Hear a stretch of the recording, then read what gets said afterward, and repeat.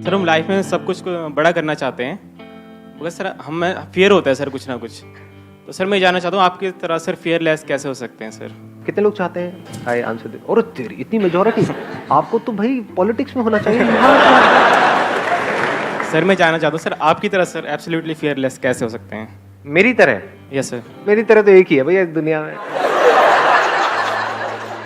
पहले ध्यान से समझना है डर किस चीज का होता है। जैसे आप क्या करना चाहते हैं थोड़ा शेयर करेंगे if you are okay with it, जो करने के नाम से आपको डर लग रहा है। सर एक तो सर जैसे स्टेज पर बोलने पे मुझे बहुत डर लगता है। वो तो डर अभी मैं निकाल दूंगा, 2 मिनट में यहाँ पे आ जाओ, अभी निकल जाएगा डर। आओ आओ ना भाई।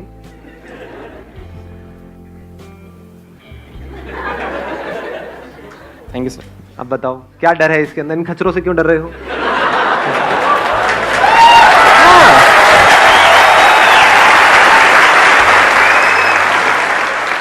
आपने मेरे सेशंस देखे हैं? यस सर, सारे देखे सर, मैं 4 सारे देखे हैं। तो उन सबको जो भी आपने इतने सारे सेशंस देखे हैं उसको शॉर्ट में एक्सप्लेन करना हो 2 मिनट के अंदर अंदर, तो आप करो। आपको सबसे अच्छी चीज क्या लगी मेरे सेशन में? मुझे सबसे अच्छी बात आपकी ये लगी कि सर आपने एक बार बोला था कि जो भी काम करो एटीट्यूड के साथ करो।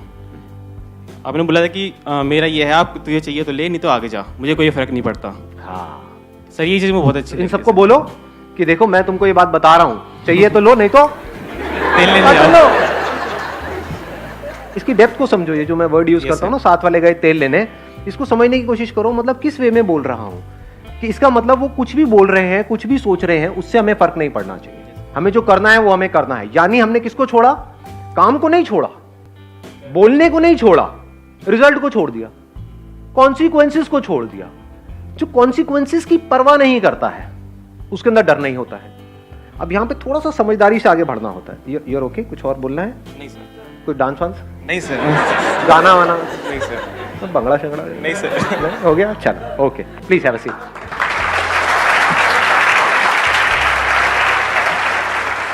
इसको मैं थोड़ा सा और बिल्ड करूंगा इस पर्टिकुलर पॉइंट को, क्योंकि बड़ा इंटरेस्टिंग है। मैंने क्या कहा? कॉन्सिक्वेंसेस को छोड़ दो। तो किन कॉन्सिक्वेंसेस को हम छोड़ें? 2 तरह के, एक है फिजिकल, एक है साइकोलॉजिकल। साइकोलॉजिकल कॉन्सिक्वेंसेस को छोड़ दो, फिजिकल के लिए प्लान कर लो। मतलब कि कोई काम आप करने वाले हो, आपको डर लग रहा है, पहले आपको देखना है किस वजह से डर लग रहा है। दैट फियर इज साइकोलॉजिकल और दैट इज फिजिकल। जैसे मैं एक पहाड़ के ऊपर खड़ा हुआ हूं, मुझे डर लग रहा है यहां से नीचे छलांग लगाने में, तो वो लगना भी चाहिए। That is not psychological, that is what? Physical. आ रही है ना बात पकड़ में? ये बड़ा सटल सा पॉइंट है, अगर आप इसको कैप्चर करोगे तो बड़ा मजा आएगा। फिजिकल फियर्स के लिए क्या करना है? प्लान करना है, वहां पर प्लानिंग काम आती है। साइकोलॉजिकल फियर्स में कोई प्लानिंग काम नहीं आती है, वहां पर सिर्फ समझ काम आती है। जैसे अभी जो इनका फियर था पब्लिक स्पीकिंग का, वो क्या है? वो फिजिकल फियर है या साइकोलॉजिकल है? साइकोलॉजिकल है, क्योंकि फिजिकली यहां पर आकर के कुछ भी करके चले जाएं, कोई कुछ नहीं करने वाला। सब देखेंगे 2-4 मिनट में, सब भूल भाल जाएंगे। तो आप कोई काम करने वाले हो और आप कह रहे हो कि मेरे को वो काम करने से डर लग रहा है। क्यों डर लग रहा है? इसको फिगर आउट करना है। क्या इसलिए डर लग रहा है कि मैं वो काम करूंगा तो लोग क्या कहेंगे, मेरे घर वाले क्या कहेंगे, किसी को बुरा ना लग जाए? ये सब क्या है? साइकोलॉजिकल है। या डर इसलिए लग रहा है कि मैंने 5 साल तक काम करके कुछ पैसा जोड़ा है, मान लो 5 लाख रुपए जोड़ा है, और बड़ी मेहनत करके सुबह से रात तक, तो मुझे डर लग रहा है कि मैं ये काम करूं और वो पैसा चला ना जाए। ये क्या है? साइकोलॉजिकल है, फिजिकल है? फिजिकल है। ये डर होना भी चाहिए। जिनमें ये डर नहीं होता वो सड़क पे आ जाते हैं, बर्बाद होने में 2 मिनट लगते हैं। तो बस ये 2 ही तरह के फियर्स होते हैं, फिजिकल है, साइकोलॉजिकल है। फिजिकल में क्या काम आता है? Planning, learning, knowledge, understanding of that thing that you are doing. जैसे अगर पहाड़ से आपको छलांग लगानी ही लगानी है तो बंजी जंपिंग करो ना, उसमें कोई रिस्क नहीं है। पैराशूट लगा के करें सर? पैराशूट तो इतनी जल्दी नहीं खुलेगा, ट्राई मत करना भाई साहब, उसी पैराशूट में आपको लेकर के जाएंगे। तो ये बात पकड़ में आई कि फिजिकल के लिए we need to do a lot of things. In psychological fears nothing needs to be done, it just needs to be understood. उसको समझ लेना है और समझ करके एक्ट करना है। और जब आप एक्ट करोगे आप देखोगे अरे इसमें तो डरने वाली कोई बात ही नहीं थी। बट सर फिर भी लगता है। उसके बाद नहीं लग सकता। कोई भी चीज जब तक आपने नहीं सीखी होती है तब तक डर लग रहा होता है या जब सीख जाते हो उसके बाद भी डर लगता है? और सीखने के बाद अगर आपको डर लग रहा है तो वो साइकोलॉजिकल नहीं है, वो फिजिकल है। यानी आपको तैरना आ गया है। जब तक तैरना नहीं आता है पानी से बड़ा डर लगता है। जब तैरना आ जाता है तो क्या स्विमिंग पूल में आपको तैरने से डर लगता है? लगाओ थोड़ा सा दिमाग।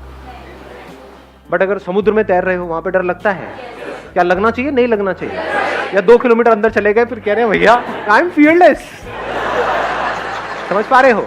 तो सीखने के बाद भी अगर आपको डर लग रहा है, there is a strong possibility that is a physical fear, not a psychological fear. और वो होना भी चाहिए। इन दोनों के बीच का फर्क अगर हमको समझ आता चला जाता है तो हमको बिल्कुल क्लियर हो जाता है कि किस तरह से अपनी लाइफ में आगे बढ़ना है। साइकोलॉजिकल फियर्स धीरे धीरे जैसे जैसे हमारी समझ गहरी हो जाती है, जीरो हो जाते हैं। मर गया तो क्या होगा? ये क्या है? ये फिजिकल है या साइकोलॉजिकल है? आराम से सोच के बोलना। मेरे साथ में जो लोग हैं वो मर गए तो क्या होगा? ये फिजिकल है साइकोलॉजिकल है? साइकोलॉजिकल है। लेकिन अगर आप अंधेरी रात में दिया तेरे हाथ में और आप